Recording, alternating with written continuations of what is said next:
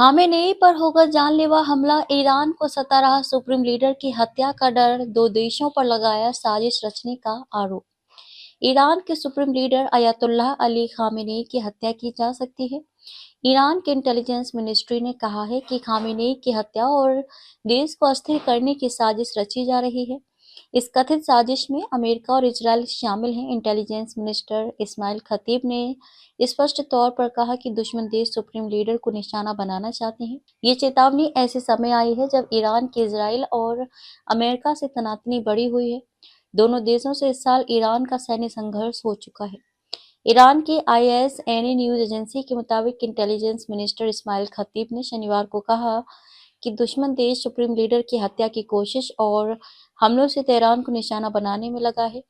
ये पहली बार नहीं है जब तेहरान की ओर से विदेशी ताकतों पर देश और खामेनेई के खिलाफ साजिश रचने के आरोप लगाए गए हैं।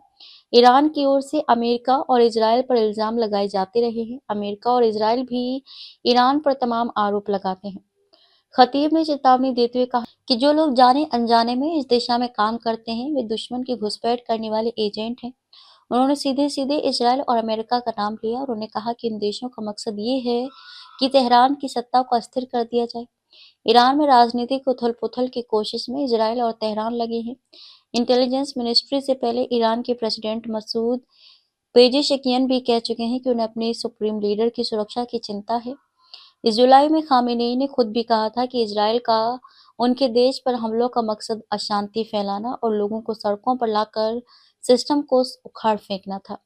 इसकी कोशिश की गई लेकिन उसे कामयाबी नहीं मिली। 86 साल के खामेनेई 1989 से सुप्रीम लीडर हैं। वह देश के सभी मामलों पर आखिरी अधिकार रखते हैं। ऐसे में ये माना जाता है कि ईरान में उनके रहते हुए किसी तरह की सत्ता परिवर्तन की कोशिश बहुत मुश्किल है। इसके चलते अमेरिका और इजरायल पर अयातुल्लाह खामेनेई की हत्या की कोशिश के आरोप लगते रहे हैं। ईरान के परमाणु कार्यक्रम के मुद्दे पर इजरायल और अमेरिका आक्रामक हैं।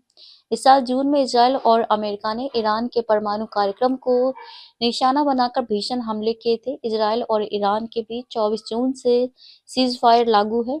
हालांकि सीजफायर के बावजूद दोनों देशों में तनातनी देखी जा रही है।